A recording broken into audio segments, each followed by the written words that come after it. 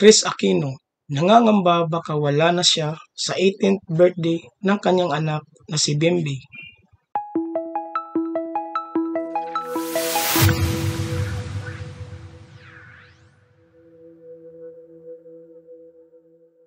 Dahil sa kanyang delikadong kondisyon sa kalusugan, pinili ni Chris Aquino na tingnan ang silver lining sa ika-17 kaarawan ngayong araw, April 19, 2024 ng kanyang pangalawang anak na si James Bimby Aquino Yap. Minarkahan ang okasyon sa sunod-sunod na mga larawang kuha mula sa kanilang tahanan sa Orange Country, California. Nangako si Chris na magbibigay ng update sa kalusugan pagkatapos ng pagdiriwang ng espesyal na araw ni Bimby. Ang sulat ni Chris, marami akong hindi naibahagi sa iyo tungkol sa kasalukuyang estado ng aking kalusugan, lalo na dahil ang aking mga balita ay kadalasang malungkot. April 19, 2007, isinilang ko ang aking buhay na anghel na tagapag-alaga noong nakaraang buwan kasama si Kuya Diyos, at dahil sa ilang bakuna na kailangan kong mabigyan, sinamahan ako ni Bimb habang nakakwarantin ako. Ayokong sirain ang dapat good vibes sa 17th birthday ni Bim, but I also know for all those praying for us, I owe you the truth.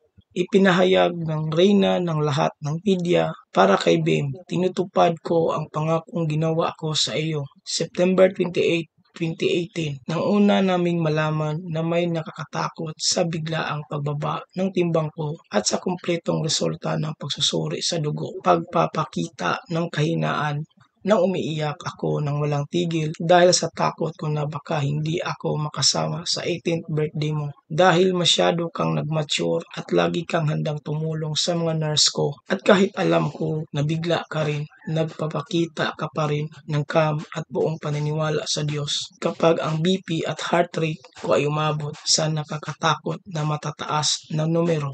Gaano man karaming pisikal na sakit ang aking tinitiis araw-araw, ang puso ko ay nag-uumapaw sa pagmamahal dahil sa iyong pagmamalasakit, walang pag-iimbot at walang kondisyon na pagmamahal. Sumulat si Chris ng kanyang birthday wish para sa kanyang anak na si Bimby. Ang isang hiling ko ay ang iyong pagkatao na manatiling malakas, ang iyong mga pagpapahalaga at integridad ay manatiling kahanga-hanga. Ang iyong pagkamagalang at magalang na ugali ay sana'y hindi magbabago. At ang iyong hilig sa pag-aaral ay patuloy na magbigay inspirasyon upang masulit mo ang iyong pag-aaral. Mahal kita hindi lamang sa buhay ko o sa iyo, kundi tiyak sa walang hanggan. You're my greatest achievement because of your capacity to love. This early you've embraced your responsibility to take care of your kuya. And since you were 11 years old, you've been so protective of me.